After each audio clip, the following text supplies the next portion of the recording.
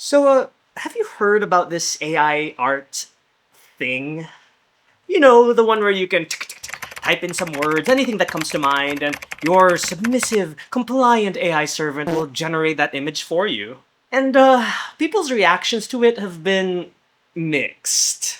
Proponents of AI art will tout it not just a way to make easy money, but also the pioneering innovation, the next frontier in human creativity. Why not outsource creativity to computers? Dip into the well that is all of human experience and creation. Clearly, this will democratize art, making it more accessible to everybody, ushering in a new age of a maximally efficient utopian society. At least, that's what some people say. Others, usually artists, creators, other creatively minded people, see AI art as just the worst. A system that thrives on the unauthorized use of thousands of artists' work that they spent years cultivating. Because for some, art will only ever be seen as a commodity. A system that is slowly poisoning our planet due to energy overconsumption. A system that threatens to flood journalism with convincing fakes, fracturing an already fragile misinformation system. All of that taking jobs directly away from and replacing skilled and deserving artists. Taking the human away from art and creativity, depriving us of one of our only avenues to express ourselves as a species. And at its worst, present an existential threat to the very concepts of creativity and humanity. Why even bother creating? Is something I ask myself every single day. Folks have very strong feelings about this all in all, but amongst all the discourse about ethics and creativity and commodification and efficiency, there is one talking point that kind of piques my interest. See, some people who really want AI art to become a thing have mapped out an analogy, taking the rise of generative AI art and likening that to the transition from traditional to digital art. They say text prompts on Midjourney or Stable Diffusion are the new tools of the artiste. In the same way that paints, brushes, and canvases were traded in for the computer and drawing tablet and Photoshop back in the 90s and 2000s. Both of these technological developments, AI and digital art, had been met with resistance by the gatekeeping institutions, the snobbish, self-important artists who are simply afraid and resentful of change and innovation. Because nowadays, digital art is widely accepted by everybody as art, even though it wasn't at first. So, what if that's the case with AI art now? What if everybody making a fuss over AI art would be the same people hating on Adobe Photoshop just 30 years ago, you Luddites? So, my question for this video is that a fair comparison? You might be screaming at the screen at me right now, but I believe that there is honestly a kernel of truth to all this. No, let me explain. I lived through the 90s and 2000s, and I actually remember this discourse, whether digital art was even considered real art, whether folks who spent their time on Photoshop and Illustrator and Corel Painter be taken as seriously as a traditional painter or sculptor or drawer, or whether digital artists even deserved space in galleries. Whether digital photography was even valid, taking away from the art of photography because of all that Photoshop and post-processing. And all that early discourse that almost is doing a lot of heavy lifting there, it almost reminds me of the AI art discourse. Almost. And so, I want to tackle, or maybe challenge, this hypothesis, really. I'll look at the history and the discussions surrounding digital art and try to answer the question, was digital art and digital photography as hated as AI art is now? Was it fair? And through that lens, does AI art deserve the scrutiny and the hate? Are AI artists just unfairly prosecuted? Yeah, give me that AI slop, baby! Nyam, nyam, nyam, nyam, nyam, nyam, nyam, nyam. Also, just so that this video doesn't drive me crazy, the main art that I'll be discussing here are just still images, digital paintings, and digital photography. So for the most part, I won't be touching on large language models like ChatGPT, or CG visual effects and animation, or those awful videos, like those absolutely horrifying cat AI shorts that are plaguing YouTube right now. Also, if you've watched my videos before, you know that this is a huge change of pace for me. I know I tend to talk about cartoons and memes on this channel, but I don't know, digital art matters to me a lot. If you count the hours that I've logged into MS Paint, pinnacle of graphic design to be sure, I've dabbled in digital art for the past 25 years now, literally.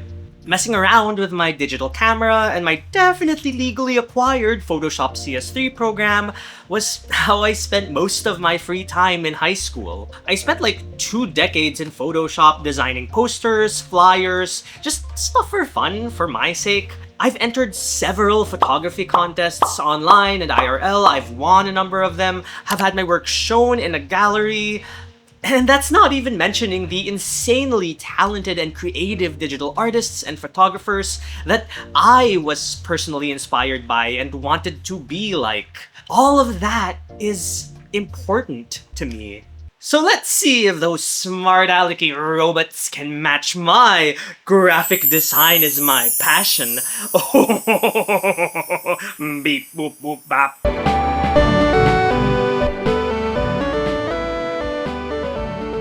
Before we get into the current AI-ridden hellscape that we inhabit now, I want to go back and look at the history of digital art, so we know how we got here. The phrase digital art can really encompass a lot. You can trace its origins all the way back to 1963 with Ivan Sutherland's Sketchpad, a groundbreaking program that allowed users to draw and interact with graphics on a computer screen in real time. And one of the first times this technology was designed specifically for creative work and animation was 1973's Super Paint program. There was also Harold Cohen's Aaron, a computer program that was started back in 1968. How it worked basically, Mr. Cohen programmed a set of rules and algorithms of how things looked like according to his point of view. Like, what does a nose look like, and what does a mouth look like, or what colors go together. All of this fed into a computer program and printer, which could then procedurally generate infinite possibilities for pictures. Something that continued up until his death in 2016. A lot of people have called this proto-AI art, which is true enough. But to generate even just one picture, it was a massive, involved labor of love from just one guy. Harold Cohen was already a well-regarded painter in Britain before working on his Aaron program. And also, just going back and looking at the pioneering digital artists at the time, one thing stuck out to me. A huge number of them were artists. Majority of these really early digital artists, at least that I've seen, like Harold Cohen or Paul Brown or David Hockney, had started out with some sort of keen interest or background or education in existing art forms. None of these early folks sought to enter the new, unproven, and for a time, unprofitable field of digital art just to make a quick buck. There was simply not a market for this kind of stuff. By the 80s though, digital programs geared towards creating art became more readily available to artists and hobbyists. Mac Paint was one of the first on the scene in 1984, one of the first digital programs capable of having artists produce some really impressive and evocative art. It could only ever do black and white and grayscale images, but it pioneered a lot of the digital tools that artists take for granted now, like using a mouse to click and drag things. Just a year later, in 1985, Andy Warhol became a brand ambassador of Commodore's Amiga 1000 home computer. Ladies and gentlemen, I'm here tonight to help assist Andy do his first computer portrait using the Amiga computer. They made this big spectacle of Andy manipulating a digital photograph of rock icon Debbie Harry in real time, using the program ProPaint on the Amiga. Given how huge Warhol was in the art world, this really solidified the link between pop and contemporary art and the digital realm. And in that same year, 1985, PC Paintbrush was then licensed to Windows. And we all know this program now as Microsoft Paint. You never forget your first love. Many more programs from different companies followed afterward, like Deluxe Paint or D-Paint, also for the Amiga in 1985, which was notable for its use in early video game art, like Monkey Island or Prince of Persia. Speaking of video games, there was also Mario Paint for the Super Nintendo. Here is the Super Nintendo Entertainment System, and this is the newest cartridge called Mario Paint, and it brings the kind of normal paint program you might find on a Mac or a PC to kids. CorelDRAW, first released in 1989, became the cornerstone of a growing suite of creative tools under the Corel umbrella. One later expanded to include Painter, now Corel Painter, which plenty of digital artists still use today. But of course, there were the two big ones, the two softwares that every designer knows and uses. In order to aid and automate specific tasks in the early and very manual, labor-intensive graphic design processes like drawing curves or repetitive shapes with delicate ink. But now there's a better way. Now anyone can create high-quality graphics and illustrations, quickly and easily. Because today there's a revolution taking place in graphic design and production.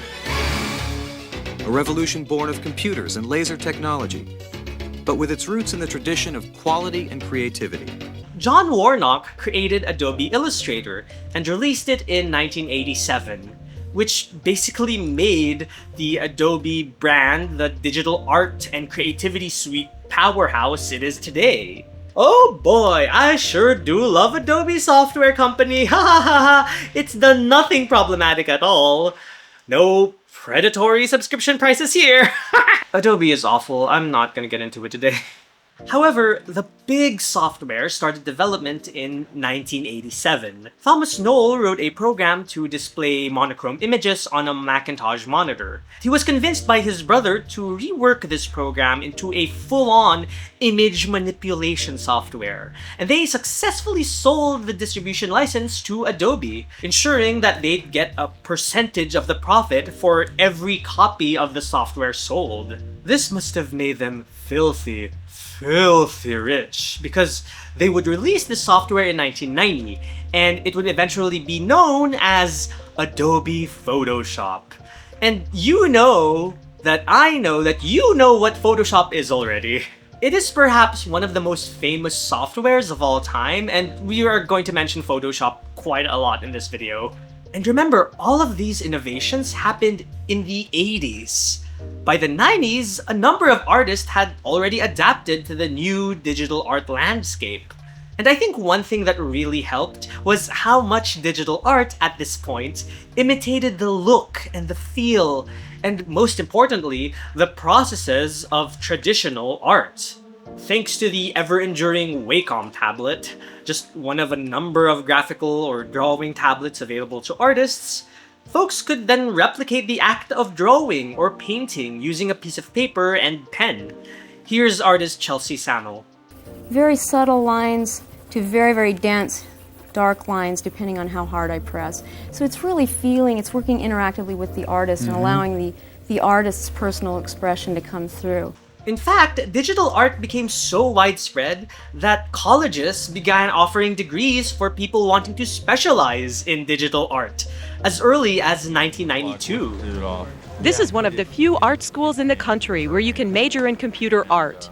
The curriculum consists of courses like computerized paint systems, desktop design, and electronic photography. The school teaches on the Macintosh and uses software like Fractal Design Painter and Adobe Photoshop. But I believe the real beneficiaries here were companies, publications, and design firms. These institutions began using a new process called desktop publishing. Basically doing all that layout work on a computer. Ooh. And because newspapers and magazines were using the computer to do layout and graphics work, it went hand in hand with the artists and designers who were getting used to these new digital tools. And the demand for those who mastered these softwares was through the roof. Even as Photoshop and Adobe Illustrator were still in their relative infancy in the very early 90s, I saw many job postings and help wanted ads calling for artists and designers with experience in those programs. In one case, there was an ad wanting 3 years of experience back when Photoshop 1.0 had only come out 2 years before. Excuse me?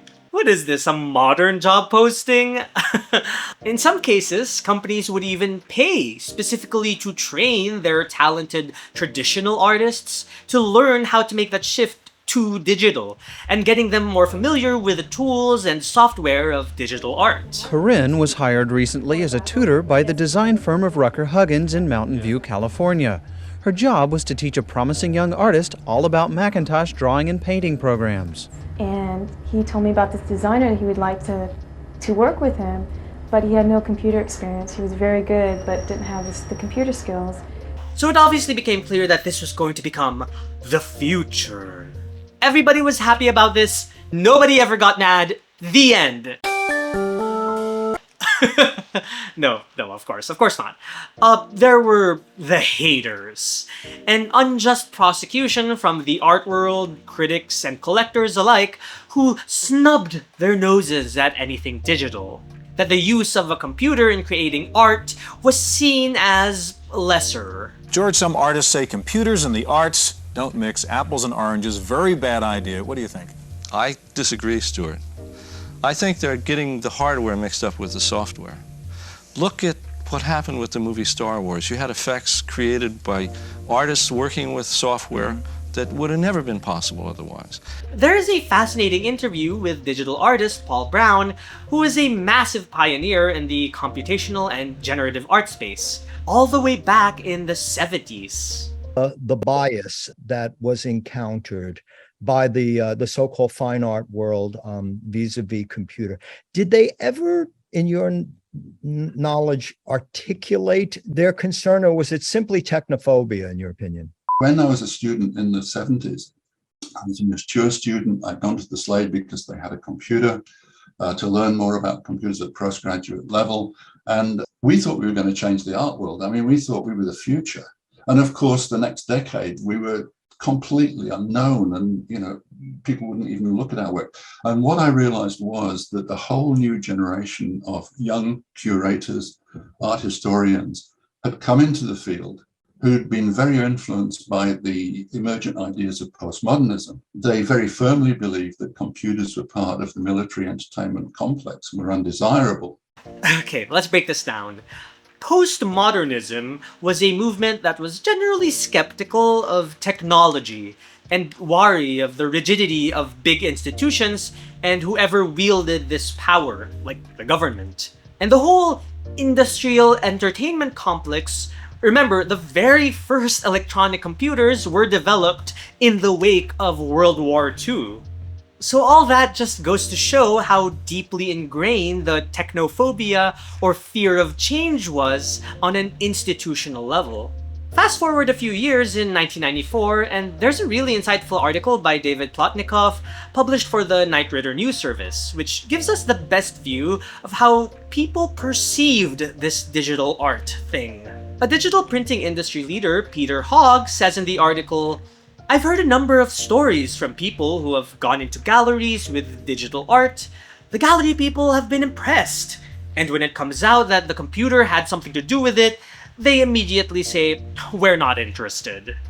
Accomplished digital artist Dan Luvisi wrote in a 2014 blog post about how art teachers at his school harshly spurned digital art. Quote, "My teachers despise digital art, saying Photoshop is for hacks and people that don't know how to draw. Digital art will never catch on, and I'm silly for thinking otherwise. It made me begin to realize that it wasn't due to wanting to learn it, but that it was because it was a new medium taking over and making it easier than what my teachers once had to use." Said artist Lawrence Gartell, who was among the first individuals to make a name for himself on Mac Paint and even taught Andy Warhol how to use the Amiga, "I took all the stones and the arrows in the back from many curators, museum directors, critics, etc., who said, 'Digital art has no substance.'" So I think I've made my point now, right? Many people in the art world back then did not like digital artists. And obviously, looking back, we know how unfair this all is. Anecdotally, I've heard from a number of digital artists that detractors at the time believed that the computer did all the heavy lifting. All the artists needed to do was to click a button and the art will come out.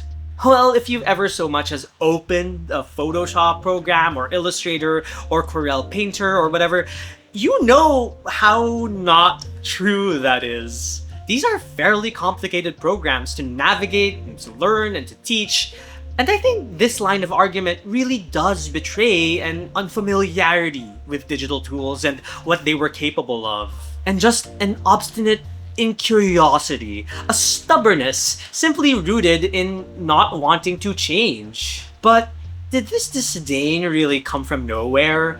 Were the digital art haters simply Luddites who refused to learn technology simply because it was too easy? Were they simply resentful of the change?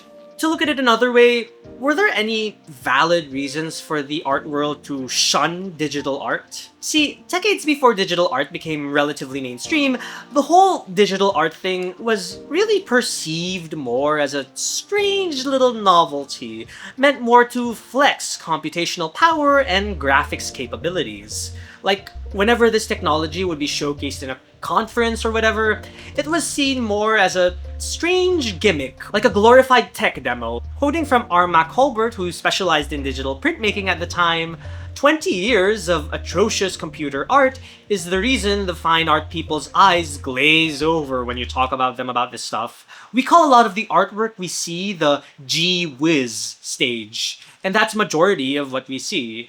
This reminds me of an anecdote from Pixar Studios when they started making CG animated shorts, and they would go to these conferences where they had film showings of stuff like a sphere going around another sphere. Most of it was just technology demonstrations. You know, crystal balls over a checkerboard, and everybody went crazy. I'm sitting here going, what am I missing here? To be fair, this is peak cinema. But obviously, PlayStation 1 looking computer graphics aside, that wasn't the only reason. Collectors were particularly concerned about the digital printing process, specifically about the longevity of the prints for digital art. See, children, in the past, back when young people had money, folks used to buy art and paintings and treat them like a status symbol, or an investment you could sell many years later. Anyway, ask your grandparents. Digital printing in the early ages was a little primitive than it is now, when prints were expected to fade over time, a period of say like 7 to 10 years before the image starts to show degradation. Some images that came out of digital printers at the time had to be treated like a watercolor painting, where exposure to the sun could fade the colors. Now contrast that with some paintings from like the 1500s that are still around.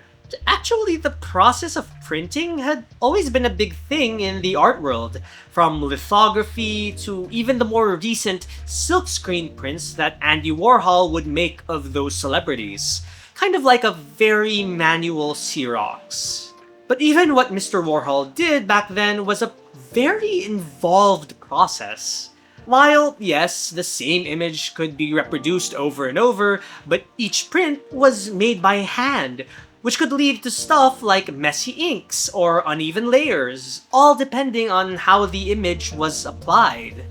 Now contrast that with the easy reproducibility of digital printing. For one, people caught early on that digital files could be very easily copied and pasted, sent to people across the globe with a click of a button. This easily diminished the prestige of owning a digital print versus owning a painting, of which you know there's only going to be one of those in the world, and where you could resell these paintings for more money in the future. Whereas digital prints were not seen as an investment in the same way.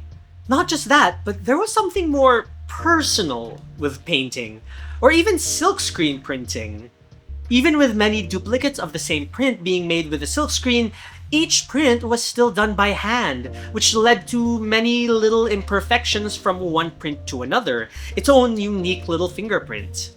Digital printing is meant to reproduce an image in exactly the same way every time. So what point is there to even buy a digital print, right? And what use is there to hang it up on the wall of your third mansion?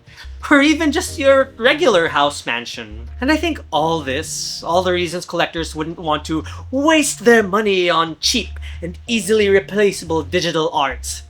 All of that foreshadows the direction, I think, of where the art world will eventually go. See, before the 90s, unless your art had a purely practical purpose from a utilitarian or marketing standpoint, like a logo or a signage or a packaging on a Happy Meal box, getting your own personal artwork seen by a lot of people was rough. One of the very few avenues to reliably publicize or distribute your work was through expensive and exclusive places like art galleries, or auction houses, or museums. If you were a struggling artist in the 80s or earlier, even if you were one of the best out there, you better have had a good art dealer, or had a lot of connections, or just had a whole lot of luck just to get seen. But in the 90s, something changed. In 1999, the Whitney Museum of Modern Art had a biennial exhibition focused on, quote, internet art. It was one of the first huge art museums to have an exhibition completely dedicated to digital art, legitimizing digital artists in the greater art world. This extended way beyond simple graphics and incorporated things like audio, video, and just the overall multimedia interactive experience with internet users. Radical! In a news article about this exhibition, internet artist Lou Baldwin states, "Art is a closed-off society for many people. Your friends see your work, maybe a gallery owner or two, but with the web, the whole world can see it. They can be moved and disturbed. It's what's interesting about the medium." Baldwin goes on to add that teenagers with a, quote, video game mindset were his biggest fans as an internet artist. Painting is not their world. It's interactive buttons, sounds, and links. This may have been the last piece of the puzzle when it comes to digital art. Because of its issues with printing or collection that I mentioned earlier, digital art was never going to truly find its home in galleries or auction houses or physical exhibitions.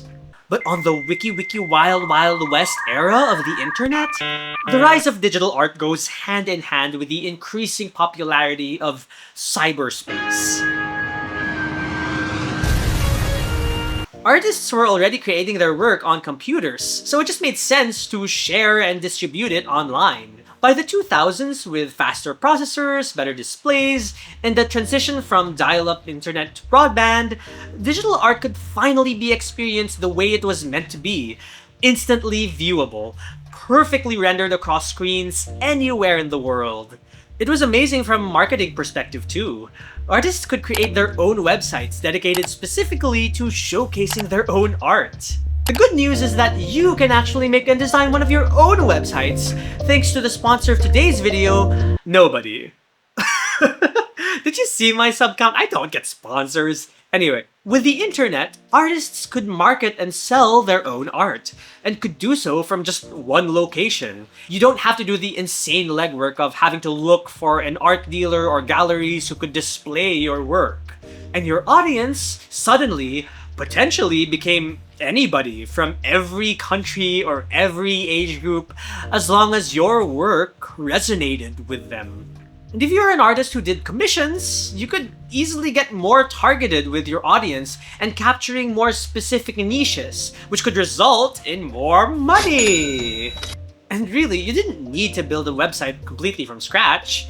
If you just wanted to build a following from your art or participate in a like-minded creative community, you could use existing platforms like Tumblr or Flickr or Pixiv or DeviantArt if you're really spicy.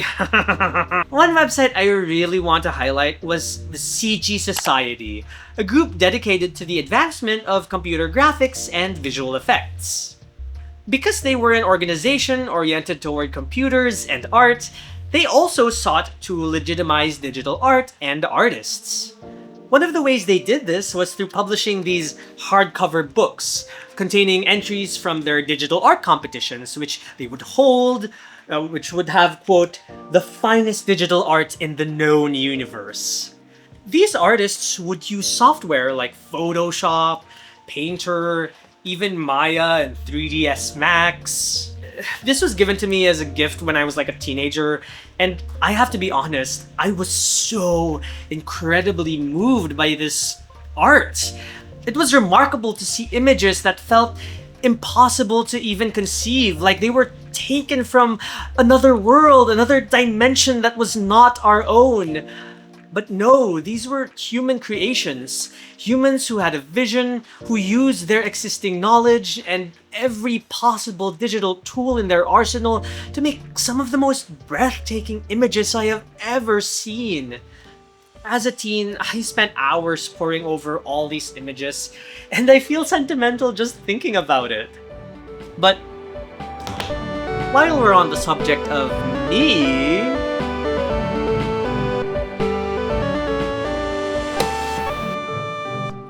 ever since I was in the 4th grade or something, I really wanted to become a photographer. Not even as a career, I just wanted to make stunning pictures and photographs. Lil bro thought he was cooking. I wanted to be like one of the greats. I wanted to be like Ansel Adams or Alfred Eisenstadt or Annie Leibovitz. Photography has always meant a lot to me, to this day. And the one big discourse that I recall growing up was the transition from film cameras to digital cameras. Film cameras used film rolls, where you could take like 26 photos in one sitting. That's what, 50 megabytes? And every time you have to click a button to take a picture, you'd have to have that film developed and printed, which means that each shot costs money. So you only have one shot. Do not miss your chance to blow. So after you were done with your film roll, you had to go to like the mall or a drugstore and wait 2 to 3 hours for your pictures to be developed in a creepy dark room, where a photo kiosk attendant played by Robin Williams starts to develop an unhealthy parasocial relationship with your family and then threatens to reveal your secrets. Wait, that might have been a movie I watched. And if you wanted to learn how to develop these photos in a dark room yourself, well, good luck inhaling those toxic chemicals, which are bad for you and the environment, and having to maintain like super focus for an hour straight so as not to ruin the film negatives that you worked super hard on. Film was hard, but then that got turned on its head. The first digital cameras that used electronic sensors came out in 1990, but it wasn't until 1995 that they even came with an LCD screen. Even then, they were massively expensive, like upwards of $15,000, and were used primarily by news or professional organizations, where getting the most up-to-date pictures was of utmost importance. But of course, as technological developments ramped up, digital cameras became more convenient, came with more features, and essentially became readily available to consumers and hobbyists to this day. It's pretty safe to say that, as far as widespread usage, acceptance, and convenience are concerned, digital photography won the battle. Heck, there was even a 100-year-old company from my childhood that went bankrupt because they couldn't keep up with digital photography. Still though, the film versus digital debate, that still kind of rages on. There really is a precision with film photography where you only had a limited number of shots to take, so you had to ration them carefully, not to mention massively cutting down on formerly established processes like developing films in a darkroom. Yes, with digital photography, the act of taking the picture was a lot easier, but you still needed to know the basics of composition, knowing when to adjust the aperture or shutter speed, how to control lighting. Boiling it down to the basics, you still needed to be a good photographer, even with digital cameras. But there was another reason why digital photography was looked down upon. So photo manipulation and or hoaxes have always been a thing since basically the dawn of photography, whether it was done for artistic purposes or political purposes or marketing and publicity purposes. But the process back then required insane amounts of skill, using specialized tools like paint and X-Acto knives and working on tiny film negatives. It was a tedious process within the already tedious process of developing film negatives. But then everything changed when the Photoshop nation attacked. Photoshop as a photo editing tool has had a mind-boggling impact on the photography and the world at large. Like Photoshop's impact on photography as an art form. Again, photo retooling had been done for a very long time, but Photoshopping made the act of post-processing images way easier. Now, you could easily crop and rotate to your exact specifications, or adjust color and lighting really easily, or lighten and darken parts of an image. You could remove any element and have it match the background so it essentially becomes invisible. Or, at its most extreme, you could basically composite multiple images, inserting other photos in a similar way that multiple exposures were done back in the days of film. But in Photoshop, you could cram up to 2, 3, 5, 100 different images in one image. You could do as much blending and lightening and darkening as you want to make it look like a natural image, and viewers would be none the wiser. The debate over how much photoshopping or post-processing a photograph can undergo before it can still be considered a decent reflection of reality, or could even be considered a photograph, that surprisingly is a conversation that still goes on to this day. The argument was, if you can't produce a good picture straight from the camera and need the help of a computer, can you even consider yourself a good photographer? Detractors of post-processing in photography felt that Photoshop was a way of covering up mistakes like poor lighting, or a wonky composition, or a distracting element that could have been fixed if the photographer was better. Honestly, I still sort of see where they're getting at. Post-processing and photoshopping can be used to cover for mistakes that could have been avoided in the process of actually taking the picture. And I can see someone taking on a sloppier approach during the process of photography with the mentality of, well, whatever, we can fix it in post, whatever. However, I still think that all this boils down to intent.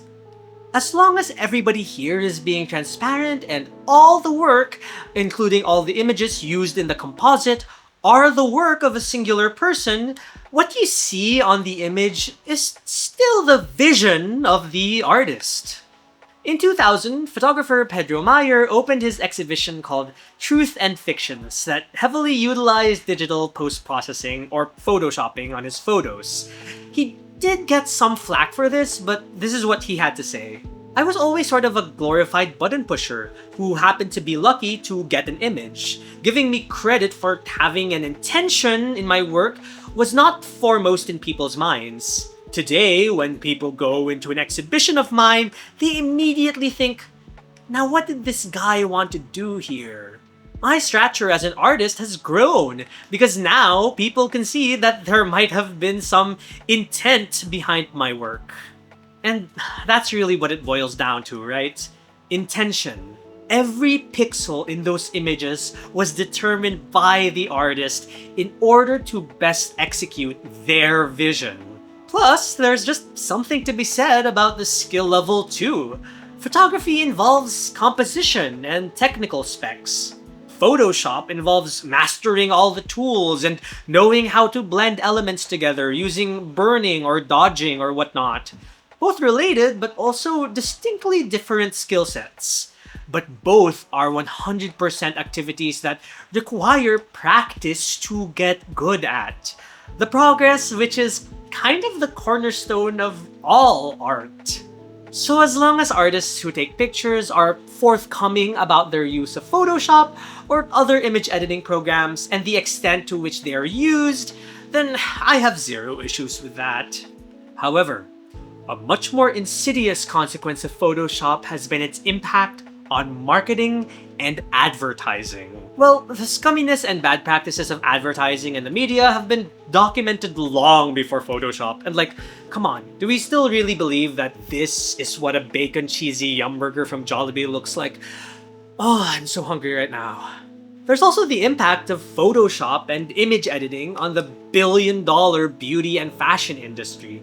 Specifically, its use of digital alterations to mold women's looks to fit traditional and increasingly constraining beauty standards, thereby giving women and girls and even young men a distorted view of what female bodies and faces look like. I'm so fucking sick and tired of the Photoshop. Show me something natural like ass with some stretch marks. I see the magazines working out Photoshop. No, that shit ain't real. Come on, don't make it stop. This is its own very long discussion that many people smarter than me have gone into, but somehow, even worse than that, perhaps the biggest detrimental impact that Photoshop has had on, well, society. Very early on, people were already worried about the implications of introducing this new digital editing software to the masses and how it would impact journalism and how photos could easily be manipulated and distributed. It started out small. In 1989, the St. Louis Post-Dispatch published a photo of Ron Allschwanger, who himself had just won a Pulitzer Prize for photography. But the editor had a Diet Coke can removed because it messed up the composition. In 1994, Newsday ran a story of ice skating competitors Tonya Harding and Nancy Kerrigan skating together before they had even met on the ice. And perhaps most controversially during that time, during the O.J. Simpson trial, Time magazine ran a cover with O.J.'s mugshot, where he had noticeably darker skin than in photos circulated by other magazines, which may have played into the harmful stereotypes of dark-skinned black men being criminals. This is a dilemma that news organizations and groups really had to consider and tackle. I found this one document saying it was the Associated Press Code of Ethics for photojournalists. For photojournalism, it declares that minor adjustments in Photoshop are acceptable. You know, color, cropping, lightening and darkening a few areas, making it into black and white. But any changes that massively alter the photo, and especially compositing different images, big no-no. And they've definitely kept true to this, with one instance of Associated Press severing ties with a photographer for one instance of photoshopping out a colleague's camera lens. But that was for serious journalism. With other publications like magazines and stuff, that was a different story. Making that distinction between raw and digitally altered photos became its own challenge to overcome. According to this 1995 article from Wired, a committee on photographic standards at New York University has proposed that manipulated images be accompanied by a not a lens symbol, a circle inside a square with a diagonal slash, and a description of what in the picture was changed. Noble idea, but obviously this did not catch on.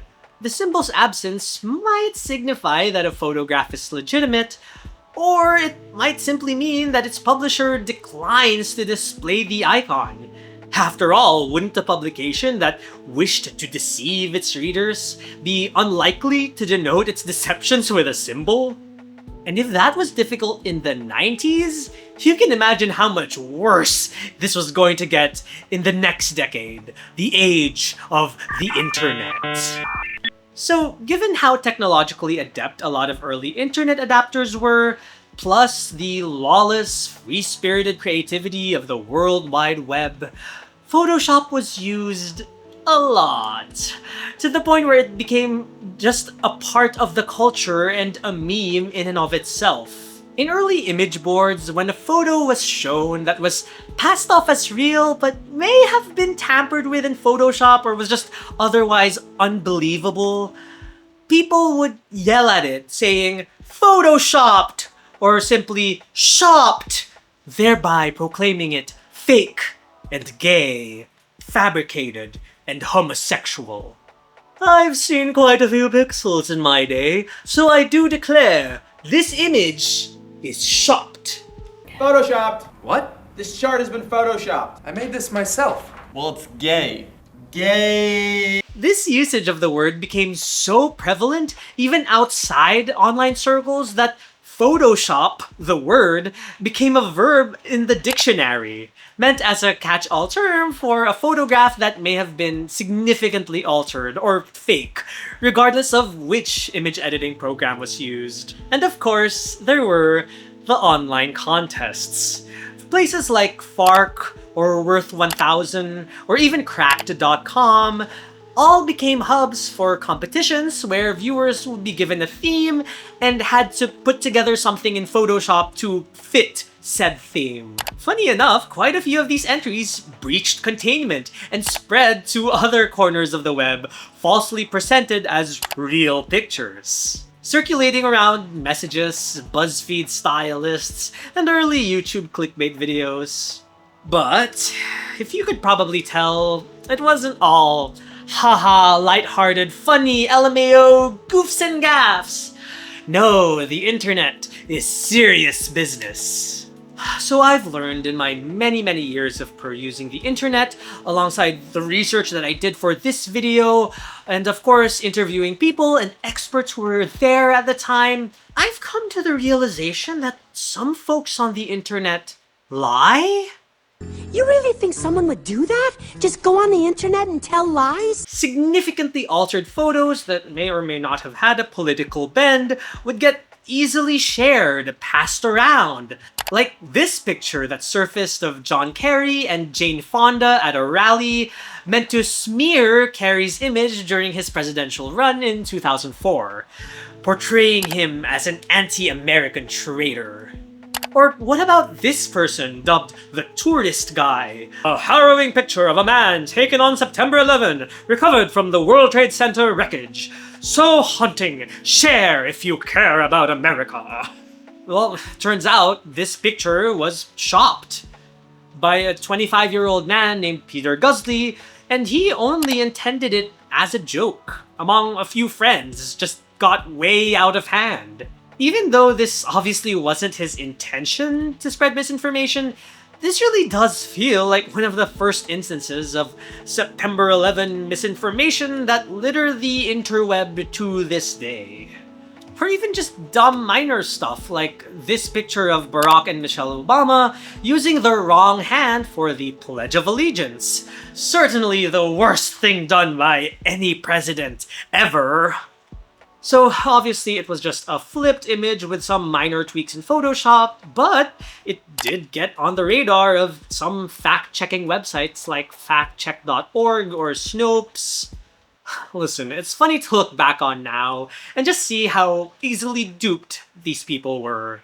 But I don't know, I don't think that we've fully reckoned with the role of Photoshop and digitally altered photographs on this whole internet thing, especially with how radicalized we've become online. Fake news, propaganda, conspiracies, all that good stuff. This kind of impulse to see and feel first, to engage with first, and then fact-check later. Well, obviously, Photoshop isn't the cause of everything, but damn it certainly could not have helped. This is just the reality we live in now. But while we're on the current day, there is one point for discussion that I have yet to touch. The reason that you're all probably watching right now.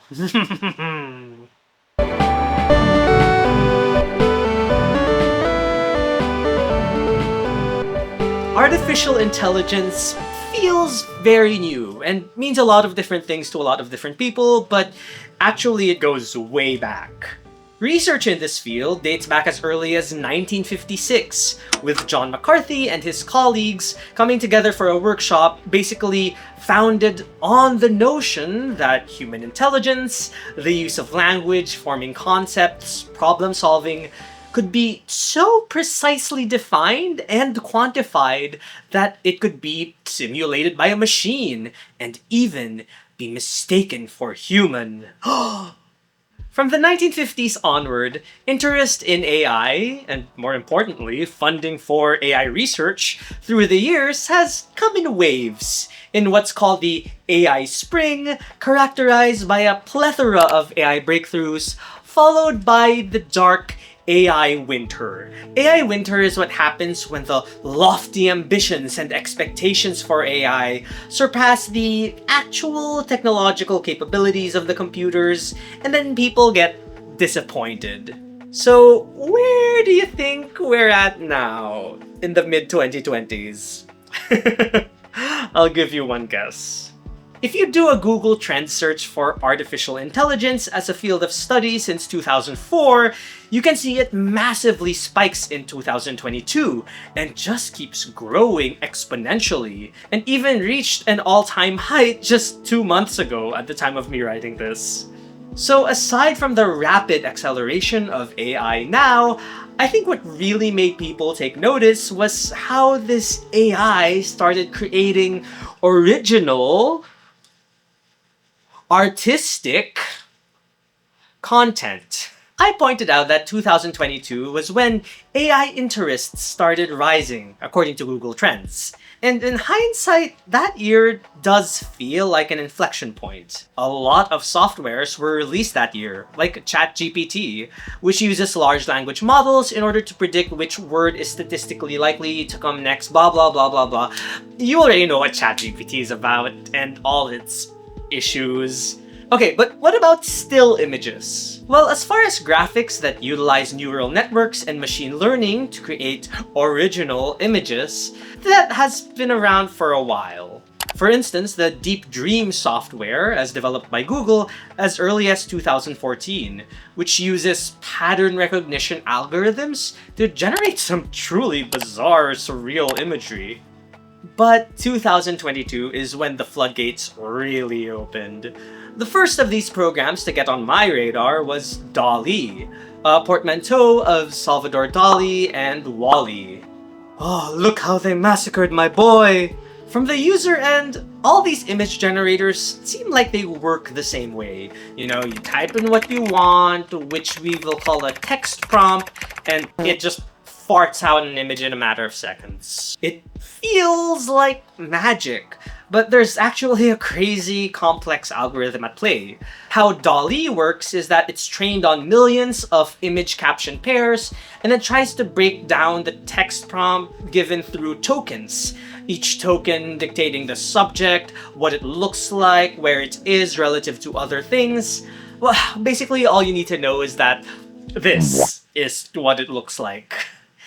It was, primitive. DALL-E, like the very early digital art, was AI imagery in its gee whiz phase. Started out as all wonky and basic, and more of a novelty or curiosity than anything resembling art that we're familiar with. But unlike digital art, which took a while to get going, 20 years in fact, AI got very good very quickly. Another program that made waves around this time was called Midjourney. This used a much more sophisticated process called Stable Diffusion. Stable Diffusion also being a name of another AI image generator. There are a bunch of these nowadays. But what you need to know is that it isn't the same as Photoshop, where you can just combine or composite different images. Midjourney and Stable Diffusion and others have been trained on billions of images, very likely scrapped from across the internet, possibly using open datasets like Lion 5B. These images have to be properly labeled in order to correctly identify objects. So like, okay, what does a cat look like? And the AI at that point has scanned millions of images labeled cat to know enough. Like, okay, cats have pointy ears, they have 4 legs, they have beady glassy eyes, they're furry. And then diffusion models like Midjourney are trained by gradually adding noise or grain to all these images until you just get like pure TV static looking things. Then once you have your text prompt input, during the generation process, that thing runs in reverse. The AI starts with random noise and then slowly bit by bit removes it until an image emerges. And then, ta-da! Congrats! You have an AI image. Listen, computer engineers in the comments, feel free to roast me for my toddler understanding of Stable Diffusion. But for those not super familiar with the process, I would encourage you to look more into it. Anyway, this was the procedure that made Midjourney explode in popularity.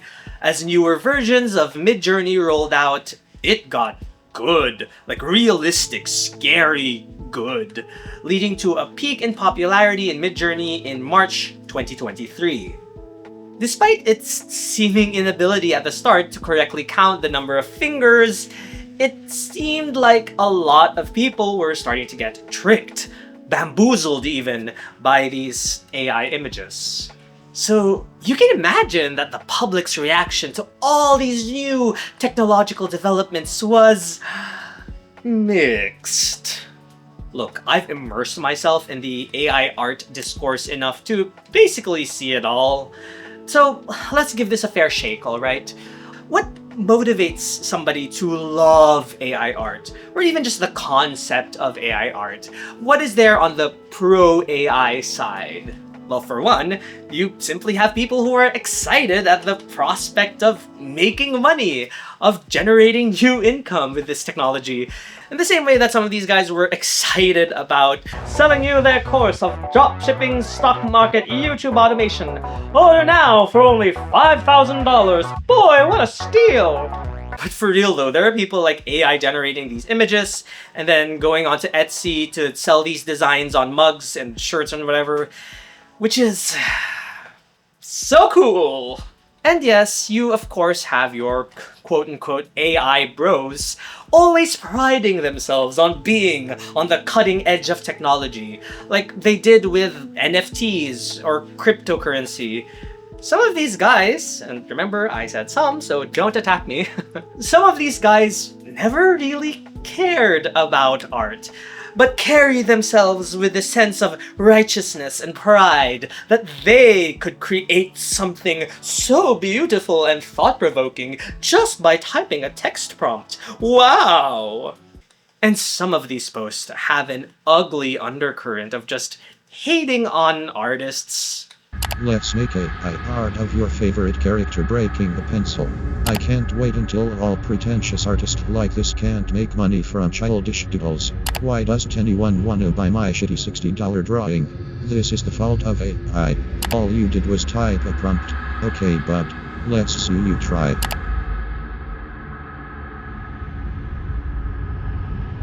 Now, I want to point out here that I honestly don't think it's actually fair or productive to characterize any online movement or ideology by the worst actions of some of its people. Like, I've heard that some individuals have doxed or harassed others for using or supporting AI art. No, that's awful, and I would never condone that.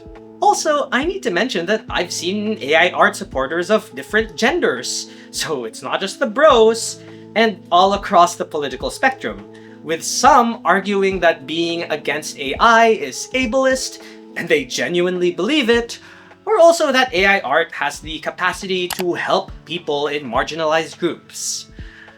Look, I just want to show all sides, okay? But I think you'll be most surprised to know that a number of these people who are most gung-ho on the prospect of AI art are actually established artists with a lot of experience making what anybody else would consider real art. Or people who have just immersed themselves in the formal art world, way more than I have.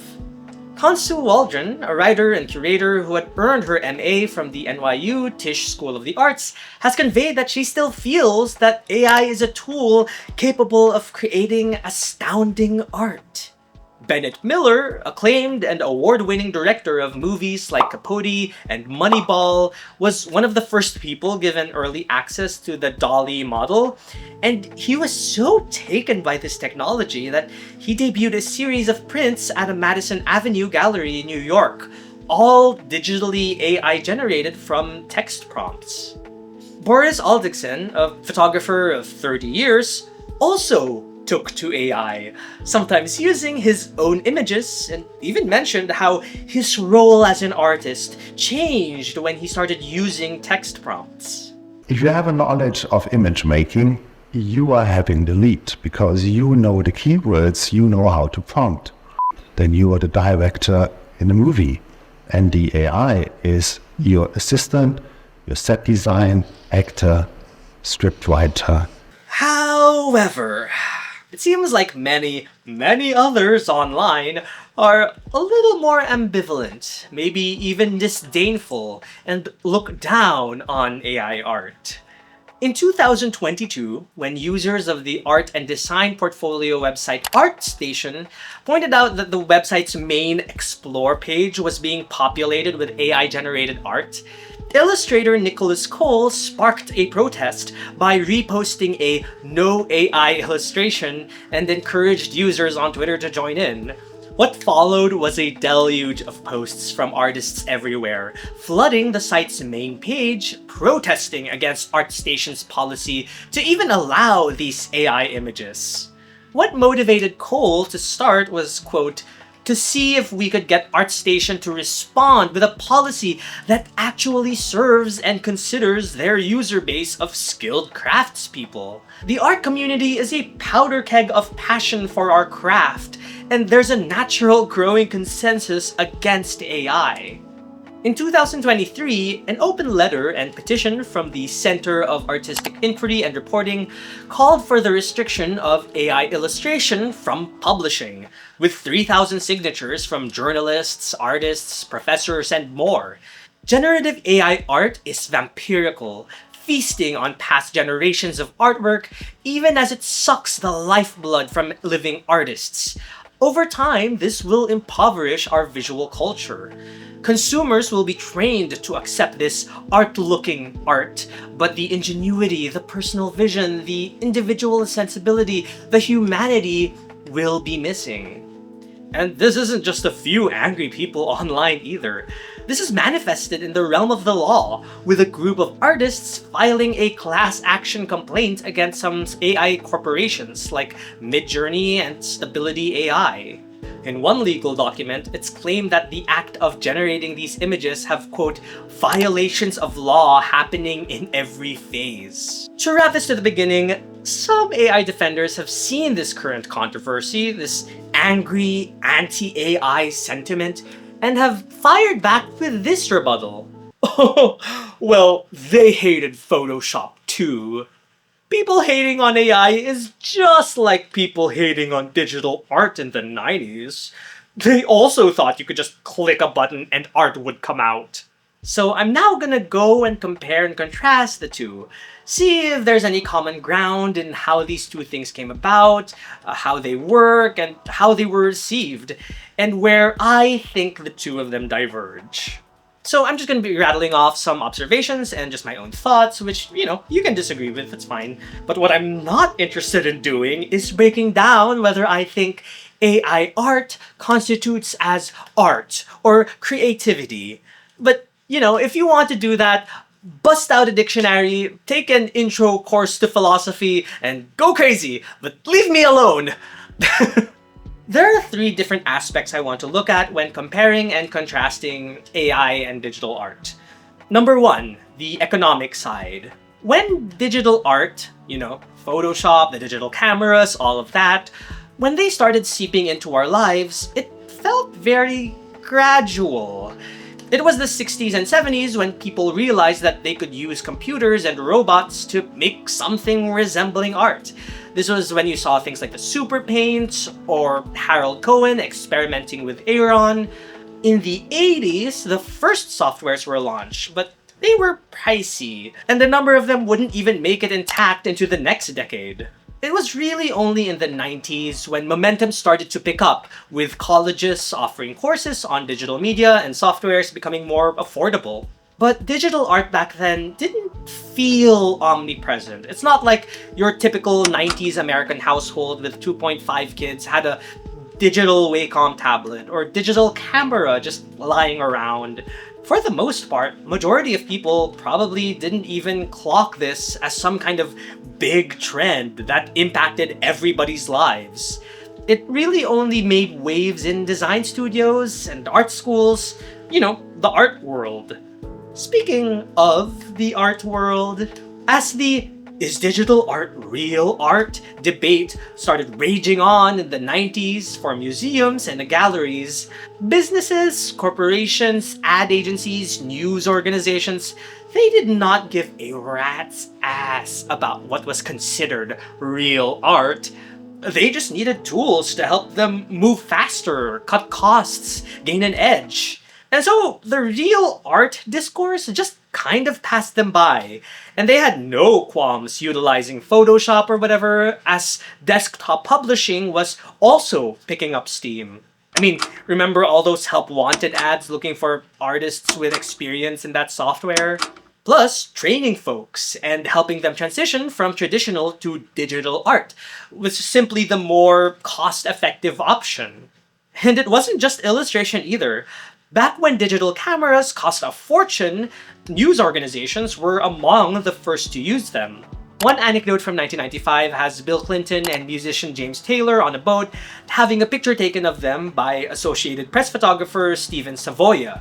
And then having that picture color-corrected, captioned, and blasted off to newsrooms around the country in just 15 minutes, which was revolutionary at a time when most folks still used film. Even in the noble world of journalism, you need to be first, you need to be fast. Film camera purists be damned. So it wasn't the artistic value that won them over, it was utility. From the perspective of a lot of these big institutions, firms, or businesses, art will still primarily be seen as a commodity. Something that doesn't need approval from the art elite. We're just making Happy Meal boxes, goddammit! Just make a drawing in that newfangled computer of yours and get out of my sight! So, how do you think that this would all play out in the age of AI? The first time that I remember seeing AI popping up in adverts was this Toys R Us commercial, which actually... Watching this activates a part of my brain that tells me something is deeply wrong and I need to run. Coca-Cola seems to repeatedly shoot themselves in the foot by continuously making these soulless AI adverts despite everybody hating them. Pratik Thakar, the head of generative AI at Coca-Cola, says, yes, some parts of the industry were not pleased that we were using a 100% generative AI film, but that's part and parcel of doing something pioneering. We understand that concern, but we need to keep moving forward and pushing the envelope. The genie is out of the bottle, and you're not going to put it back in. All I'm hearing is that I'm definitely buying Pepsi for my next Christmas party. And I guess that this big controversy and the AI spectacle, it does benefit Coke in the short term just because, more people are talking about it. But what happens when this becomes normalized? Is this a good precedent to set for the industry? Are these AI ads stuff that customers will look forward to and enjoy? Is this even sustainable? Don't ask questions. Just consume product and then get excited for next product. And of course, your big tech companies like Google, who just a few days ago at the time of me writing this, released a fully AI-generated commercial to advertise, the AI features that nobody wants. Luckily, AI mode in Google search can help him hatch a plan. And you can tell that people were jazzed about seeing all this AI content that they dislike bombed all these videos. Actually, pretty universally across the board, online at least, the response to these adverts have been disgust, mockery, scorn. Alright, here's another thing. I've gone over the institutional and casual resistance against digital art across the greater art community back in the 90s and 2000s. Yes, I acknowledge all that did exist. But if you were an average Joe or Jane with no particular strong opinions about what constitutes art, which is like majority of people, digital art was never this reviled. To my knowledge, consumers weren't hating on every photoshopped advert or photo that they saw in magazines. No one was pulling up to the movie theater that was showing Toy Story and thinking, pish, garbage slop made by a computer. How very droll. And so, to already see this kind of negative reception, this does not bode well for AI in the creative or even the marketing world. And I highlighted 3 huge brands who used AI art and video, but if you just scrolled on the internet for a few minutes without ad blocker, you have undoubtedly seen AI advertisements and promotion, specifically to make you buy a thing, to consume.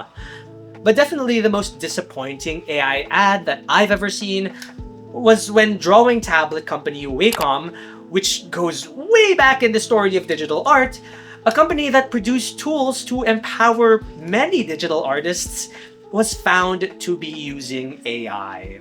Many creatives through the years, designers, illustrators, have explored their full potential through Wacom products, so a number of artists felt betrayed.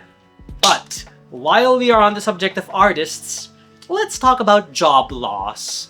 See, when I was researching this video, there was something I wasn't quite sure about. When designers and artists started using the computer more often and Photoshop and Illustrator were replacing, let's say, traditional tools like paints and markers and pens, I wondered, were there any big layoffs that happened with creatives who were not able to adapt? Like back in the 90s and 2000s? From my research, I did see possible reports of Disney animators, specifically those who specialized in hand-drawn animation, getting laid off from Disney if they were unable to start using computers for their animation work, which, yeah, that sucks. But aside from that, in the 90s and 2000s, I could not find robust evidence or statistics indicating mass, industry-wide layoffs that resulted in major job losses for artists who use traditional tools due to the ability and convenience of digital art software. I don't want to deny that there may have been one-off cases that I don't know about, but it was definitely not a huge systemic thing. In fact, I saw way more stories of designers and artists who worked for firms or companies and already knew the basics of their art and simply learned how to use Photoshop or Illustrator. We need to give a lot of credit to the artists who were able to adapt to these skills easily, and softwares that generally went hand in hand with how they were already doing things, a beautiful marriage of the tech and the person. It also helped that this was actually quite a gradual shift, and, well, designers had time to learn these things. Well, what about AI? Okay, the fact that we are only 3 years into the big AI boom and job loss has already become a real concern now for artists, that is mortifying. So, those commercials I showed earlier. Well, Google has let go of over 100 workers in design-related positions as they continue to push AI features that nobody wants. The AI ad company that made these soulless Coke commercials boasted that they only require 20 people to work on it, and not 50 like the figure may have been before. In Alex Hirsch's words, fun fact, Coca-Cola is red because it's made from the blood of out-of-work artists. And beyond the big brands, a survey in early 2024 revealed that over a third of illustrators have had their income decrease due to generative AI. And AI didn't even know how to properly count fingers back then. AI was a point of contention in the SAG-AFTRA and WGA strikes in 2023. But really though, beyond the creative industries and occupations, a World Economic Forum report said that 41% of employers intended to downsize their workforce by 2030 as AI automates tasks. It just goes to show that a lot of companies will prioritize cost efficiency over, I don't know, everything else. Art, jobs, their own sense of responsibility. And it's frightening because I suspect a lot of these companies know that they want AI without a clear direction on how to use it. It's like that they assume that automation equals progress, that they can simply let go of workers, swap in some algorithms and robots, and somehow everything will run smoother, right? Not all companies, obviously, but enough to make you realize that a lot of corporate decision-making today is not guided by strategy or ethics. Number 2, ethics. As the places where most people experienced art moved away from museums and the gallery space to cyberspace, art, and especially digital art, obviously became a lot more accessible. Thanks to the internet in the 90s or so, a new crop of artists that took from a plethora of many different sources and remixed and repurposed other people's content and incorporated them into weird, crazier, bigger pieces of art involving links, video, audio, and much more. This is all anchored on the fair use doctrine, which allows the use of copyrighted content without needing to ask permission, in some cases. Now, at the time, some artists who had their work appear online took issue with this, one artist even calling it an extreme violation. Or for a popular example, the Far Side comic strip creator Gary Larson requesting that his work not be published on the internet as early as 1996 for fear that he may lose control over the art he spent so much time and effort on. Some people like those did not appreciate their work being put through this weird internet machine, being freely tinkered with by online weirdos, transforming their stuff into other stuff. However, this attitude and disposition toward other people's work became the dominant way of making things online. Think about how literally all of internet meme culture from its 2000s origins was just taking something amusing and relatable and then adding your own spin to it or applying it to your own unique situation. Think about how the entirety of TikTok culture today is anchored on trends, borrowed sounds, stitches, and duets, and reactions, and comments, and all that jazz. In fact, this remix-heavy, transformational, fair use property of the internet is basically what made the YouTube video essay media analysis commentary niche that I directly partake in today. However, some more unscrupulous folks have taken this unique property of the internet, our collective ability to take from other people's work and repurpose it, and abused this principle in not the best ways. Whether it's reposting other people's comics or art to meme websites, posting entire videos to direct traffic to your own Facebook page, or low-effort reactions that barely toes the line of transformative. Now a banana! It's even got the little Dole sticker! Oh, those bad boys are real ripe. Content theft is still alive and well, especially now in the short-form era. I was so bothered by this that I made a whole ass video about it last year. Please watch it. Thank you! I will say, with artists uploading their content on the internet, it's not like they could just walk away from Omelas. Because a lot of artists like myself have careers thanks to putting our art on the internet. And I put my art on the internet in good faith to build following, to build recognition and brand awareness. So it just sucks that there are still bad actors who, I don't know, seize other people's property. And I think that we reached the apotheosis of this practice with AI art. I mentioned earlier that in order to generate these AI images, in order to generate anything, programs like Midjourney or Stable Diffusion require billions of images as training data. These are accomplished through things like web scrapers, which automate the process of going onto web pages and capturing images and metadata, and then repeating that process over and over, and now you have billions of images that you can use how you please. A lot of this training data was directly taken from artists' websites and works without compensation or consent or credit. One of the infuriating things is that some of these people who work in the AI industry try to invoke the fair use ethos of the internet and try to use that as justification for utilizing copyrighted work in unprecedented ways. Respect the content that is already on the open web. The social contract of that content since the 90s has been that it is fair use. Anyone can copy it, recreate with it, reproduce with it. That has been freeware, if you like. That's been the understanding. There's a separate category where a website or a publisher or a news organization had explicitly said, do not scrape or crawl me for any other reason than indexing me so that other people can find that content.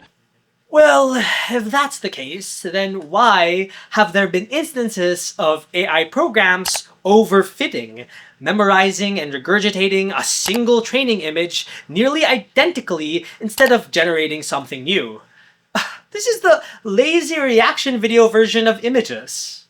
Why can anyone at this point access a database of artist names and generate anything in that artist's style? But I also see the names of my peers, people who are still alive, and the members in the Discord encouraging others to try out combining artists or creating, images in the style of artists in the spreadsheets.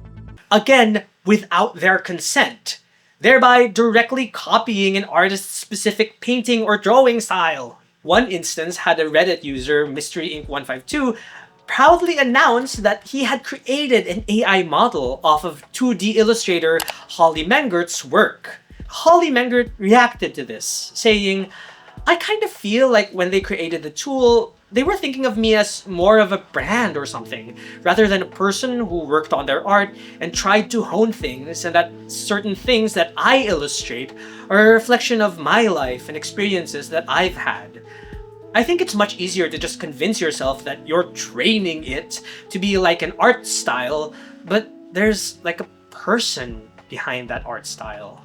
And to me, this sums up why it's very difficult for me to see AI art in the same way as meme culture, or TikTok duets, or video essay commentary YouTube, or all those other ways that the internet has just helped us connect with others. At least in those instances, there's a recognition of humanity in there. In those instances, even when people borrow or reinterpret someone else's work, there's still a recognition happening. Respect, admiration, confusion, anger, pity, scorn, whatever the emotion is. There's this unspoken acknowledgement of, I've seen your work, I've seen you, and it made me feel something. And I don't know, this is how I process that. But with a lot of AI art, that human-to-human thread just gets lost. The labor, the style, the choices, all of that just gets absorbed into this statistical soup. One data point among billions. Your work becomes raw material to generate pregnant Shrek and Sonic memes. It just makes the internet feel more isolating than it already is. And it also obviously can't be good for artists. And, well, both artists and corporations have been taking notice. At the time of me writing this, a number of artists have filed a class action lawsuit against Midjourney and Stability AI, among others. There are a number of cases involving the use of pirated or illegally obtained books and articles used for AI training data, and perhaps most notably, Disney, of all things, is suing Midjourney over copyright, calling Midjourney a bottomless pit of plagiarism, which is crazy. But of course, let's talk about one of the biggest concerns about AI at the moment. So the data centers that host these AI servers, they are thirsty sons of bitches. They don't want just any water. They want clear, pure drinking water. Ooh, satiate me, daddy. I hate myself. And of course, they require tons of electricity. Okay, now I want to point out here that occasionally, sometimes, in some situations, the impact of an individual using AI a few times, it can be a little overstated. No, let me explain. While we do not have the exact figures indicating the environmental impact of a single ChatGPT query, it likely won't emit more greenhouse gases from energy usage than, say, driving a car or keeping a television on for some hours. I'm just saying all this because, if you find out that a friend of yours or a creator that you like used ChatGPT a few times or generated a few AI images, you can feel disappointed, you can be critical of that fact, but I just personally don't think that any good will come from harassing or shaming them. They didn't single-handedly burn down a forest, is what I'm saying. But, if we'd taken a zoomed-out, bird's-eye view, forest for the trees approach, what is happening with data centers now and AI is super not okay. Around 60% of the largest data centers are outside the US, in places like Chile and South Africa and Mexico. Considering that a data center could use over 500,000 gallons of water a day, or an Olympic-sized swimming pool worth, multiply that by the hundreds of data centers and multiple days, you have already impoverished communities experiencing water shortages at a way more frequent rate nowadays, leading to folks from those areas being unable to wash their own hands or do basic hygiene. And not to mention the strain these data centers place on already precarious electricity grids, also leading to more frequent power outages for these communities, which is terrible for places like hospitals and schools. But definitely the most disappointing part about all this is seeing how national governments try and welcome these new data centers like benevolent tourists here to slurp up a Niagara Falls level of water from your constituents. I'd recommend reading this New York Times article to learn more. But to give a glimmer of hope, Ireland, among other countries, has been protesting the government against the construction of more data centers in their country, with data centers exhausting their already strained power grid. So now you know who to get mad at when the data centers come for you. Okay, there is one last ethical concern that both overlaps with digital art and AI, and that has to do with deception. Earlier, I pointed out a quote from the digital art days where art collectors were vibing with a piece of artwork until they found out that digital art was involved. I can imagine that somebody would take that quote and apply it to the modern AI art setting. AI art was involved? No, listen. A lot of that early hesitation in the 90s that came from old school art collectors' concerns about printing and reproducibility, from what I've read, it was not rooted in trying to deceive art collectors. I mean, it's kind of hard to deceive them when these collectors can just take a closer look at the artwork to know if it's printed or painted or drawn. Now compare that with AI art that has gotten so sophisticated in its art theft that for a lot of people, digital art that was meticulously designed, painted, and rendered is now indistinguishable from art that was generated in 1 minute using a text prompt. And many exploited this fact by joining competitions or exhibitions or vendor halls while concealing the fact that their art is basically AI generated. Sometimes AI images are explicitly against the rules or terms of service. But that's not the only way that people can be deceived. As we pointed out, the introduction of digital photo editing and Photoshop came with some tough questions about how much could be edited and what constituted as the truth. And would magazines and advertisers, or even just randos on the internet, stick to the same stringent ethical standards that photojournalists used? You kidding? Hell no! And, well, with AI nowadays, oh boy. Side note, it has been surreal to see photoshopped accusations on the internet now being gradually used less and less in exchange for AI slop. So when the discourse and concern about like all these AI deepfakes and people getting tricked by AI pictures and videos, I thought, well, you know what? As a species, we did survive the Photoshop era, I guess. Like, yeah, fake news and fake pictures did circulate, but there are reliable political fact-checking websites. So I thought, well, AI is basically going to be the same thing, right? We'll just get bamboozled for a while and then the truth will eventually prevail, right? But then I realized, wait, 2006 internet is way different from 2020 internet. Nowadays, if a fake AI viral image is posted onto Twitter or TikTok or something, it can make its rounds in seconds. In light speed, basically. Not to mention the increased political radicalization and echo chamberness of the internet compared to 20 years ago. Way more older and gullible senior citizens who find themselves actively participating online. Ooh, it's not looking good, fam. But the worst part is just how fast, how little skill or preparation is needed to generate these fake images. Before, for your little viral Photoshop stunt in 2005, you needed to have a program installed in your computer for one. You needed to know how to use the clone brush tool or whatever, and know how to properly blend images. And even then, that whole thing takes 50 minutes minimum? But with AI, if you get lucky with a realistic image, you have it done in seconds with zero skill needed. So you can make hundreds, maybe thousands of these in a day. Oh no, I'm scared. Number 3, skill issue. Ooh boy, this is gonna be an obvious one, but it's one that is surprisingly contentious. Okay, I want to point out here up top that not all art that utilizes AI is created with equal amounts of effort. There are big art museums that make some of the more genuinely innovative stuff with AI programming around their pixel data for existing collections, making trippy, moving exhibits. I'm fine with those.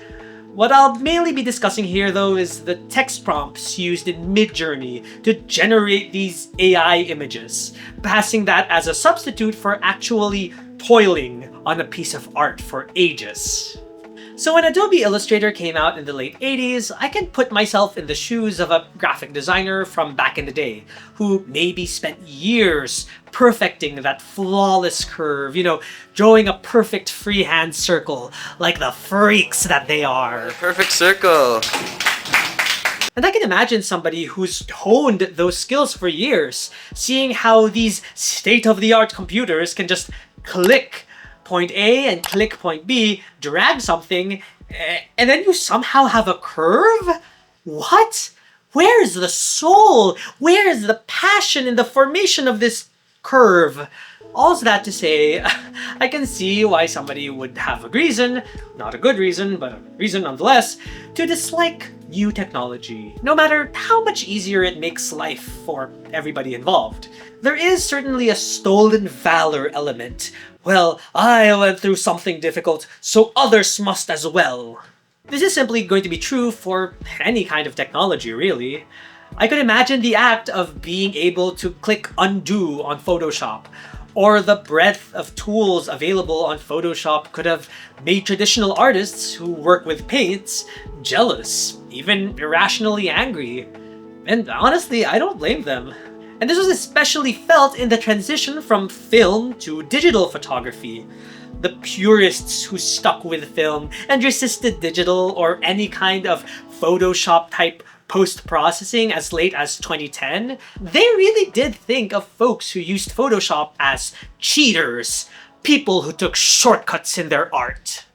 Any push toward progress, and not just applying it to art and technology, but basically all of society, will come with a pushback from folks who were used to or comfortable with the status quo. I was used to this. I was already good at this thing. Why did they change it? And you might think that this point of view would make me feel for, or empathize with, the AI crowd who type in a prompt for 5 seconds and generate visually stunning images and then get annoyed when people call them out on their AI use. Are the people who call out these AI folks just irrationally angry, resentful of change? In my opinion, no. Throughout the history of all forms of art, I think, all of them have been marked by their intention. No matter what medium you're using, every pencil mark, every brush stroke, every moment of light captured on digital or film, every single pixel on screen, every gradient applied, all intentionally placed there as the artist intended. I mean, look at that expose book. Every one of those artists had to know what composition, color, and tools to use. Every gradient, every line, every shape was exactly where they wanted it to be. Even activities like photojournalism or landscape photography, where Pedro Mayer called himself the glorified button pusher, there is still a number of elements within your control. How you angle the camera, what f-stop or shutter speed to use, the exact timing of the capture, what you choose to shoot, and 1,000 other variables that the photographer oversees. Now, compare that with AI. Because of the billions of AI text image data points and other potential variables, and because there's always going to be this layer of procedurally generated computer randomness that goes into these AI images, what that means is that two people can type in the exact same text prompt in the same AI image program and yet get two wildly differing results. So a lot of this just feels out of the control of the person who typed in the prompt, the AI generator. They'll just take whatever the algorithm spits out at them. Yeah, give me that AI slop, baby. One defense I've seen is that, well, AI is just used as a tool, like Photoshop was a tool. It's the same thing. AI isn't a replacement. What do you mean? So throughout its inception, digital art has always been supplied with a continuously updated set of tools in the form of softwares and technologies. Adobe Illustrator reduced the need to draw curves and lines using freehands, messy ink, and rulers. It allowed designers to be able to scale up their work using vector graphics. But even with the software, you still needed to know how to draw. Electronic sensors and digital cameras reduced the tedium of having to develop film in darkrooms, eliminating a process that required a lot of skill and allowed for near unlimited retakes. But the core of photography, capturing an evocative image using light and carefully chosen settings, that skill is still the same. Photoshop reduced the need for tedious photo editing using knives and airbrushing and paints, but even with how much simpler editing in Photoshop was compared to film, it's still a skill that had a learning curve. I've been alluding to it for a bit, so let's finally talk about it. Skill. I've referenced so many different ways of doing visual art throughout this video, all using vastly different tools, equipments, and processes, methodologies. Obviously, you can describe some of these media as easier. It's easier to obtain materials for, easier to learn, easier to navigate if you have a specific disability or limitation of movement.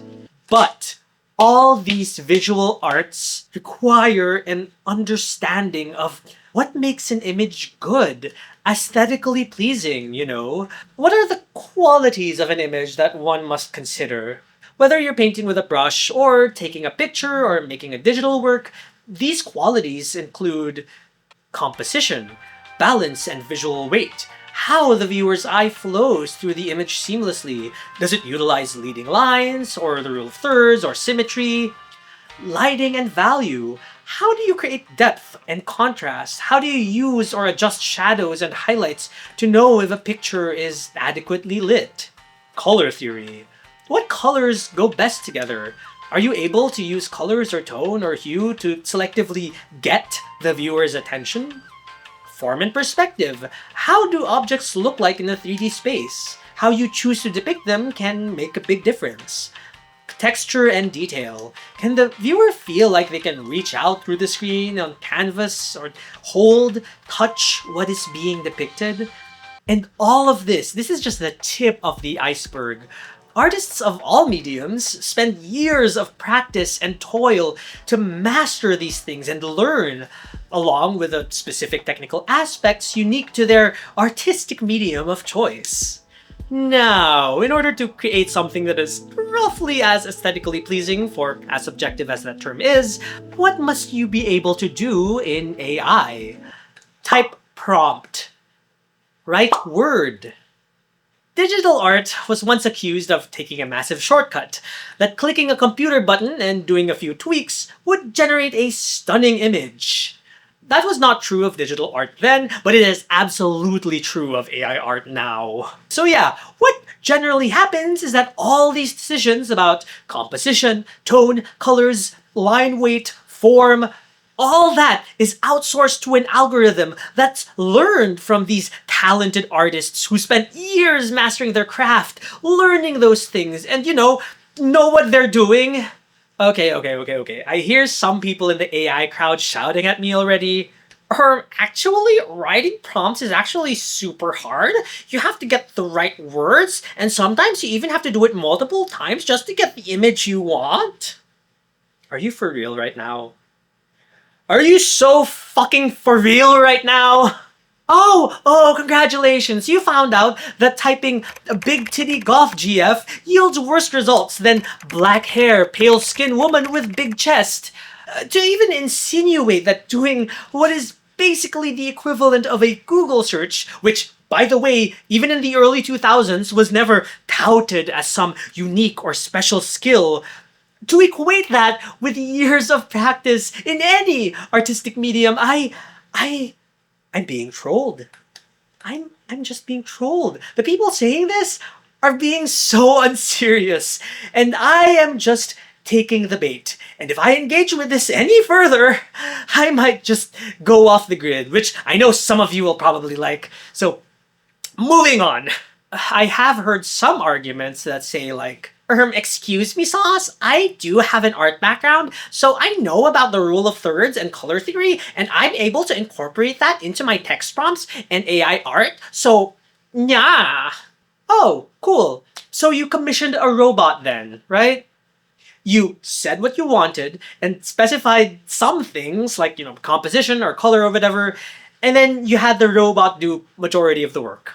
It's just like, The Last Supper was made by the Duke of Milan because he commissioned it. Not that Leonardo da Vinci guy. He could have just been some random robot. Clearly, the Duke of Milan deserves all the credit. I just want to point out here that, weirdly enough, I do get it. When you make a prompt, there is a sense of ownership there. And when you have that beautiful image spat out at you, there will still be that part of your brain that proudly proclaims, I made that. I get it. And if you just want to see a finished image in private and just bask in the glory that you conceptualized something, then I'm really happy for you, and I'ma let you finish. But if you start touting that as your artistic work, if you feel that that image is in any way equivalent to that of human-made art, that's really where I start to hesitate. I'm so tired, you guys. I'm drained. Oh my god.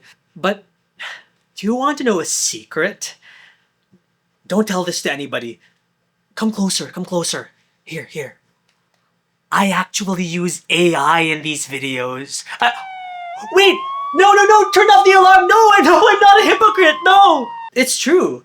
In DaVinci Resolve, there is something called an AI voice isolation feature, which I must note was just called voice isolation in previous versions, but we'll give it to them. And I specifically use it to remove the sound of that noisy air conditioner that I'm looking at. See, this is how it sounds like without the AI voice isolation. And it works really well. Not sponsored. So, clearly, I am not allergic to AI being used in arts and entertainment. Clearly, if the artistic skill and storytelling was there, if AI was merely used to enhance an already strong vision from the artist and their people, if AI was used as a tool and not as a replacement for the whole process. And obviously, there have been amazing uses of AI that have just been great for humanity. From medical breakthroughs to detecting forest fires, there's some undeniably positive potential there. But with the way that AI is marketed and presented to us, and that way it's being wielded on the internet, coming from somebody who saw Photoshop take over the web, I hate how AI is used. Well, for one, because AI feels like an entirely hype-driven industry.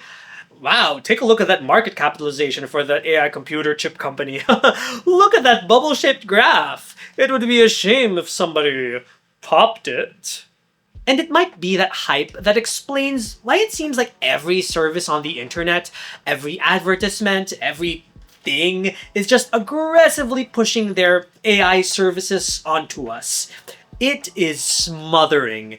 And if it makes creatives and non-creatives alike detest AI simply by way of overexposure, I get it.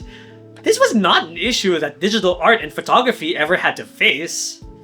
Speaking of photography, one advertisement for some AI creative blah started with this. What if I told you that you don't need one of these anymore? You can pry that camera from my cold, dead hand. It's obvious what they're doing, right? It's less trying to entice creatives who want to make video projects or whatever, and more presenting the idea of being able to make money through YouTube and TikTok and Instagram. Ho ho ho ho! Which leads into my own personal bias. My vendetta against AI, I guess. See, I make YouTube videos because I enjoy doing it. Every part of the process, the research, the scripting, the editing, it's all super fun. I was personally inspired and have had my worldview shaped by so many YouTube creators I grew up watching.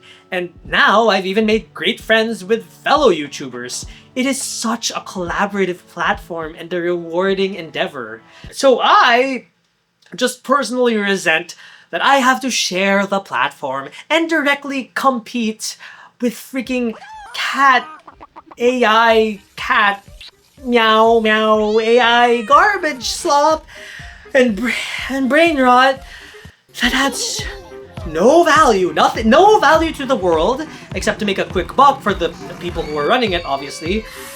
Or long form videos with all these AI voiceovers and ChatGPT generated scripts. And all these shorts with like the weird superhero and religious pandering. What is happening? Oh god! Oh god! I can't. Oh! I know it might be a little unfair of me to lump in AI art with all that, but obviously AI was used for all these because it's the fastest possible way to crank out ass loads of content in the shortest amount of time, and basically flood the internet with no value, robot-driven slop. Even furthering the dead internet theory by making it more plausible by the day, catering to algorithms that reward quantity over quality, or humanity. Making the internet a way more isolating and business-driven hellscape than it was just 15 years ago, all because of corporate greed.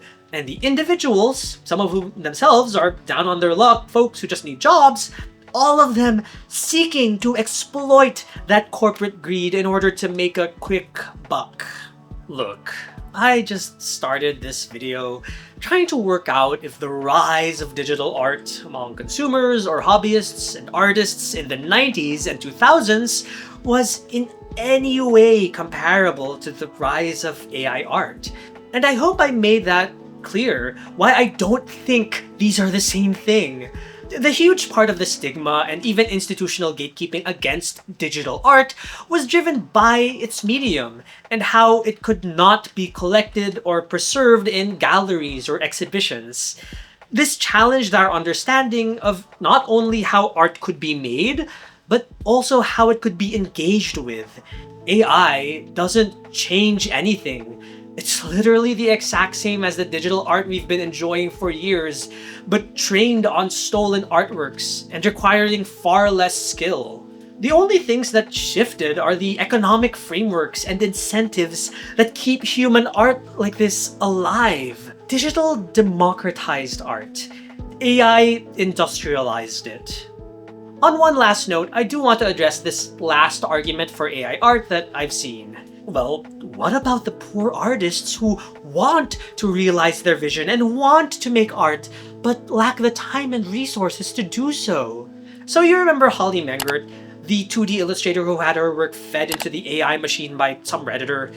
Well, that some Redditor turned out to be a Nigerian mechanical engineering student, Ogbugu Kalu, who initially hoped to make a series of comic books, but quote from an article by Andy Bayo, knew that it would take years, even if he had the writing and drawing skills.